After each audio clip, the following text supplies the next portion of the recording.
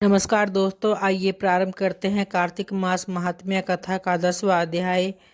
तो राजा पृथु बोले, हे ऋषि श्रेष्ठ नारद जी, आपको प्रणाम है। कृपा अब आप यह बताने की कृपा कीजिए कि जब भगवान शंकर ने अपने मस्तक के तेज को क्षीर सागर में डाला तो उस समय क्या हुआ। तो इस पर नारद जी बोले, हे राजन, जब भगवान शंकर ने अपना वह तेज क्षीर सागर में डाल दिया तो उस समय वह शीघ्र ही बालक होकर सागर के संगम पर बैठकर संसार को ब्याह देने वाला रुदन करने लगा। उसके रुदन से संपूर्ण जगत व्याकुल हो उठा, लोकपाल भी व्याकुल हो गया, चराचर चलायमान हो गया। शंकर सुवन के रुदन से संपूर्ण ब्रह्मांड व्याकुल हो गया। यह देखकर सभी देवता और ऋषि मुनि व्याकुल होकर ब्रह्मा जी की शरण में गए और उन्हें प्रणाम कर उनकी स्तुति करने लगे। तो उन सभी ने ब्रह्मा जी से कहा कि हे पितामह, यह तीन बहुत ही विकट परिस्थिति उत्पन्न हो गई है। हे महायोगिन, इसको नष्ट कीजिए।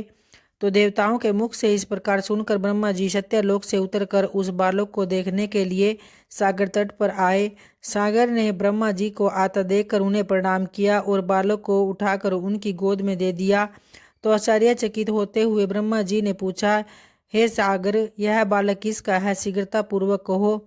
तो सागर विनम्रता पूर्वक बोला, प्रभु, यह तो मुझे ज्ञात नहीं है, परंतु मैं इतना अवश्य जानता हूँ कि यह गंगा सागर के संगम पर प्रकट हुआ है।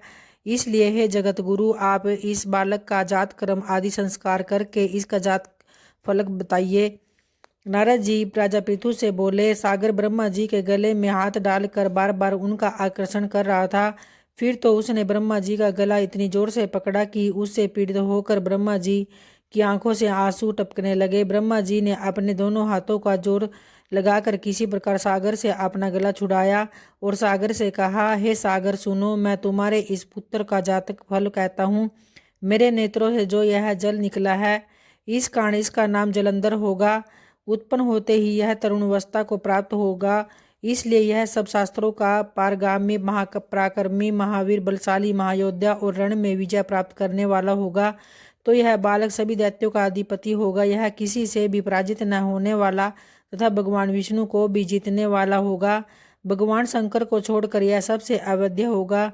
जहाँ से इसकी उत्पत्ति हुई है वह वही जाएगा। इसकी पत्नी बड़ी पतिव्रता, सौभाग्यशालिनी, सर्वांग सुंदरी, परम मनोहर, मधुर वाणी बोलने वाली तथा शीलवान होगी। सागर से इस प्रकार कहकर ब्रह्मा जी ने शुक्राचार्य को बुलाया और उनके हाथों से बालक का राज्याभिषेक कराकर स्वयं अंतर्ध्यान हो गए। बालक को देखकर सागर की प्रसन्नता की सीमा न रही। वह हर्षित मन से घर आ गया। फिर उसके बाद सागर में उस बालक का लालन पालन कर उसे पुष्ट किया।